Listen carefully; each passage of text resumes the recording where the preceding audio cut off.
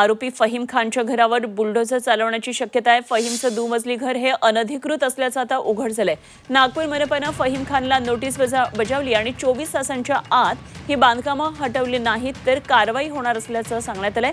नागपूर घटनेतल्या आरोपीचं घर आज पाडलं जाण्याची शक्यता आहे। आरोपी फहीम खान शमीम खानच्या संजय बाग कॉलनीतल्या घरामध्ये त्यानं अनधिकृत बांधकाम केल्याचं समोर आलंय। त्यामुळे मनपा प्रशासनानं त्याला नोटीस बजावली आहे आणि अनधिकृत बांधकाम बुलडोझरनं आज पाडले जाण्याची शक्यता आहे। तर फहीम खान विरोधात देशद्रोहाचा देखील गुन्हा दाखल करण्यात आलेला आहे। सध्या तो कोठडीत आहे। फहीम खानबाबत पोलिसांकडून चौकशी करण्यात येत असताना त्याच्या घरामध्ये बांधकाम हे अनधिकृत असल्याची बाब समोर आली आहे। त्यामुळे त्याच्या 2 मजली घराबाबत महानगरपालिकेनं त्याला तात्काळ नोटीस बजावली आहे आणि 24 तासांच्या नागरी मुदतीमध्ये कथित बेकायदेशीर बांधकाम हटवलं नाही तर बुलडोझरनं कारवाई केली जाणार अशी नोटीस देण्यात आली आहे। मुख्यमंत्री देवेंद्र फडणवीस यांनी कायद्यानं परवानगी दिली तर बुलडोझर चालवले जातील असं वक्तव्य केल्यानंतर 2 दिवसांना ही कारवाई आता करण्यात येते।